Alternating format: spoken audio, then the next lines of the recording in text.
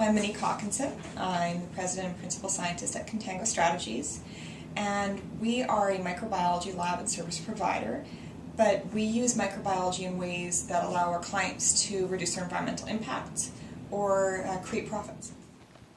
It becomes very important for a science-based company to market because you need to get the word out about not just what you're doing or how you do it.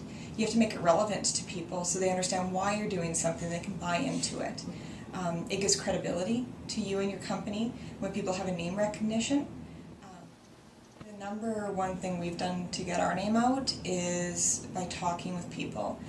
Surrounding yourself with good people, they get the word out for you also. They help you find those avenues of communication and the opportunities to market yourself.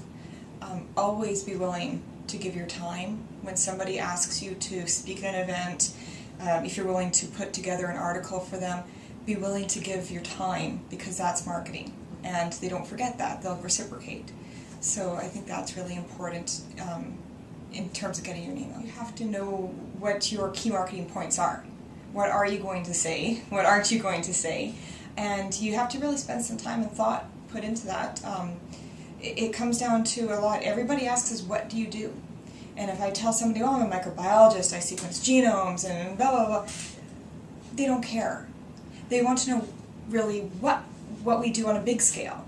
What can we provide them with? So they're really looking for the why. So they aren't looking for the proprietary knowledge. They're looking for the how it applies to them. Trying to sell and market technology is very different from marketing other things. I guess I've been fortunate enough over the years. I've worked in pretty much every job you can think of, including sales, selling everything from cupcakes and cheesecake to shoes to whatever. But technology is very different. And you have to really explain to your clients why they need to be doing something, or why. They ask you a lot, what do you do? You tell them why they do it. Layman's terms is critical. That's everything, because even if you're talking to the most intelligent person in the world, they aren't necessarily a specialist in your area. So they aren't going to know your slang and your lingo and your scientific terms. You have to make it applicable that anyone from your grandma to your 10-year-old school child can understand what you're doing and be interested to ask a question. So always start very high level and generate some interest at a level where they feel they can ask a question. And once people start asking questions, you can gauge their level of interest, their level of understanding, and tailor what you're saying to them. So when you talk about fear of science, I think people generally tend to be afraid of what they don't know or what they don't understand. And I think communication is going to be central to that. And for scientists like myself or people involved in technology, it comes down to explaining what you do in layman's terms. That's critical, not just to sales, but to overcoming fear of new technologies also. So really communicating well, explaining it on a level that other people can understand.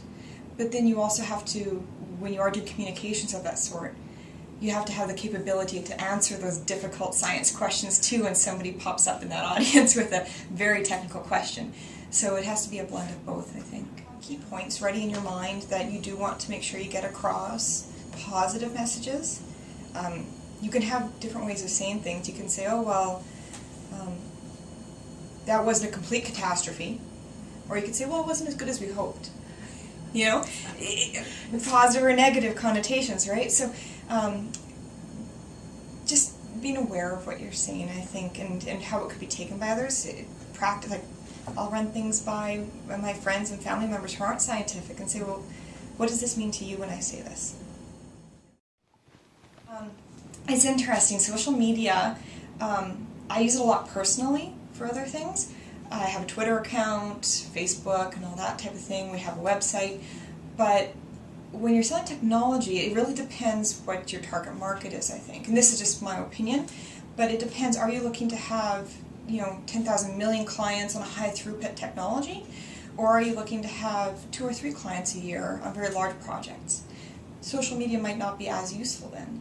But one initiative that we're taking coming up this summer with social media is we're going to start a blog. And the purpose of the blog isn't to every day put out our thoughts or how things are going in the lab. It's to educate So each month we will put out an informational blog, something that brings a service or technology that we do to real life and explains an application of it. We'll be tweeting that, we'll be sharing it through Facebook, and hopefully that will be useful.